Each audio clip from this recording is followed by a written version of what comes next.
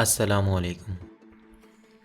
Photographer کیون Carter کا نام کسی تعارف کا محتاج نہیں۔ انہوں نے 90 کی دہائی کے اوائل میں کیریئر کے عروج پر خودکشی کر کے سب کو چونکا دیا۔ کیون نے فارماسسٹ بننے کے لیے تعلیم کا سلسلہ ادھورا چھوڑا اور بعد ازاں فوج میں بھرتی ہو گئے، لیکن سیلانی طبیعت کو یہ شعبہ راس نہ آیا تو ایئر فورس میں چلے گئے، جہاں پر 4 برس تک رہے۔ وہ ایک روز دوستوں کے ساتھ کینٹین میں کھانا کھا رہے تھے جب ان کے ساتھیوں نے سیاہ فام ویٹر کی بے عزتی کر دی، جس پر کیون طیش میں آ گئے، لیکن ان کی ایک نہ چل سکی اور وہ زبردست تشدد کا نشانہ بنے۔ بعد ازاں کیون نے ریڈیو جوکی کی حیثیت سے نئے سرے سے زندگی شروع کرنے کی کوشش کی، لیکن یہ کام ان کے وہم و گمان سے کہیں زیادہ مشکل تھا۔ اسی دوران جنوبی افریقہ کے شہر پریٹوریا میں دہشت گردی کا ایک واقعہ ہوا، جس کے بعد کیون نے نیوز فوٹوگرافر کے طور پر کیریئر شروع کرنے کا فیصلہ کیا۔ انہوں نے نسلی عصبیت کے بےرحمانہ رنگوں کو تصویروں میں پیش کیا۔ کیون اولین فوٹوگرافر تھے جنہوں نے 80 کی دہائی کے وسط میں جنوبی افریقہ کے سیاہ فام شہریوں کی جانب سے سرے عام قتل کرنے کے ایک واقعہ کی تصویر بنائی۔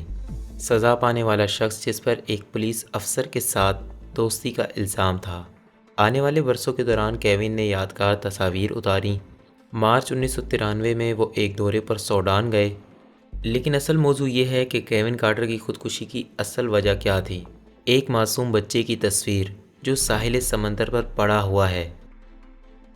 سوشل میڈیا پر دیکھ کر بے اختیار میرا ذہن پیچھے چلا گیا جب 26 مارچ 1993 کو اخبار نیو یارک ٹائمز میں ایک بچی کی تصویر شائع ہوئی، اور یہ تصویر اتنی مشہور ہوئی کہ اس تصویر کو بنانے والے فوٹوگرافر کو ایک ایوارڈ سے نوازا گیا، اور وہ فوٹوگرافر تھا کیون کارٹر۔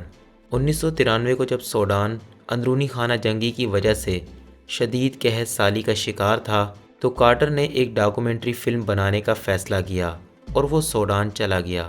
وہ 11 مارچ 1993 کو سوڈان پہنچا۔ مارچ 1993 کو جنوبی سوڈان میں کارٹر نے ایک فوٹو کھینچی۔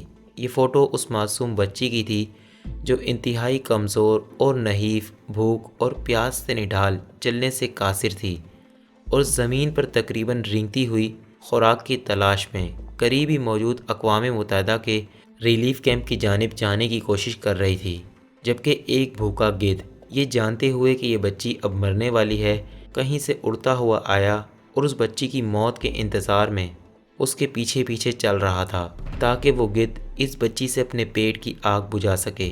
کیون کارٹر اس بچی سے تقریباً 10 میٹر کے فاصلے پر تقریباً 20 منٹ تک بیٹھا رہا، تب جا کر وہ موقع آیا جب اس نے ایک شاہکار فوٹو بنائی جس پر اسے ایک ایوارڈ دیا گیا۔ یہ تصویر پہلی مرتبہ 26 مارچ 1993 کو نیو یارک ٹائمز میں شائع ہوئی۔ تقریباً 2 مہینے کے بعد 23 مئی 1993 کا دن تھا جب کارٹر کو اس تصویر کے لیے ایک ایوارڈ سے نوازا گیا، لیکن کیون کارٹر کو اس وقت شدید تنقید کا نشانہ بنایا گیا۔ روشن خیال لوگوں کا خیال تھا کہ کارٹر انتہائی بے حس، بے ضمیر اور خود غرض شخص ہے، کیونکہ وہ 20 منٹ تک اپنی تصویر بنانے کے در پہ رہا، لیکن اس شخص کی انسانیت نہیں جاگی۔ اسے بچی پر ترس کیوں نہیں آیا؟ کارٹر بھی اپنی اس حرکت پر شرمندہ تھا، لیکن اس کا کہنا تھا کہ جب ہم یہاں آئے تھے تو ہمیں ہمارے سینئرز نے خبردار کیا تھا کہ وہاں صرف اپنا کام کریں گے اور لوگوں سے میل جول بالکل نہیں رکھیں گے، کیونکہ وہاں پر کئی بیماریاں لگنے کا خدشہ ہے، اس لیے میں اپنے ادارے کی جانب سے پابند تھا۔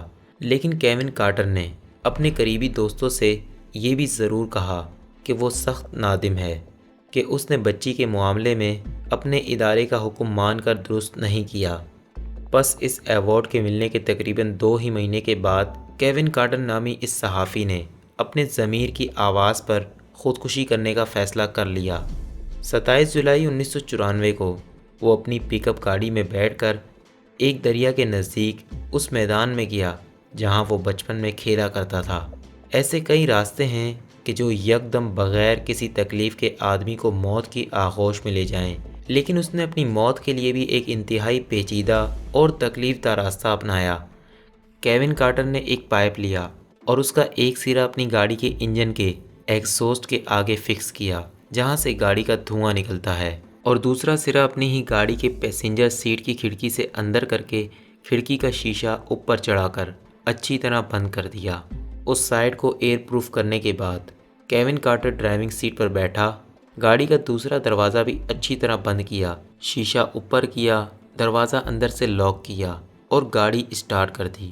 جیسے جیسے گاڑی کے انجن کا دھواں زہریلی گیس کاربن مونو آکسائڈ کی شکل میں بڑھتا گیا، وہاں پر آکسیجن کم ہوتی گئی اور کیون کارٹر کا دم گھٹتا رہا اور وہ سیٹ پر ایک چٹان کی مانند بیٹھا رہا۔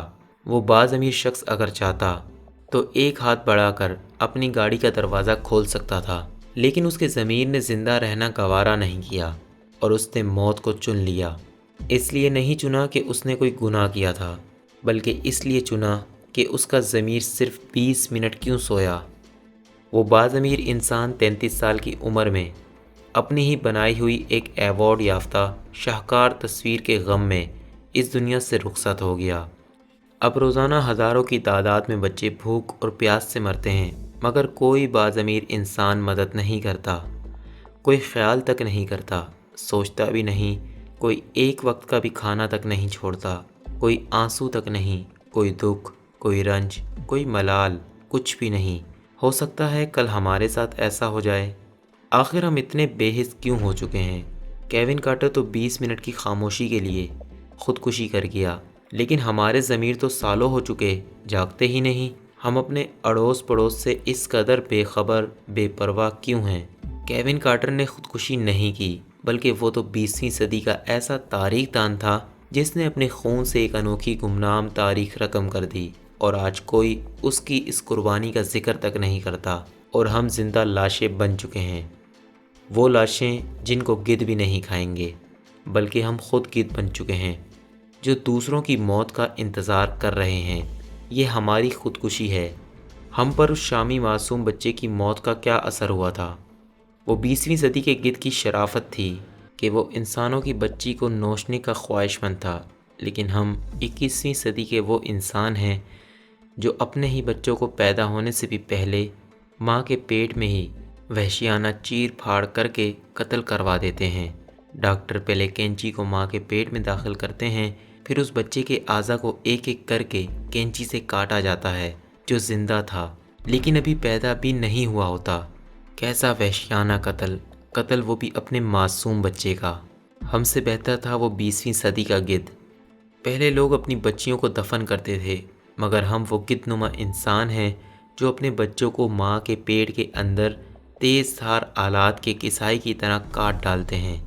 بولنے کے لیے الفاظ تو بہت ہیں جو ختم نہیں ہوتے۔ اللہ پاک ہم سب کو ہدایت دے، آمین۔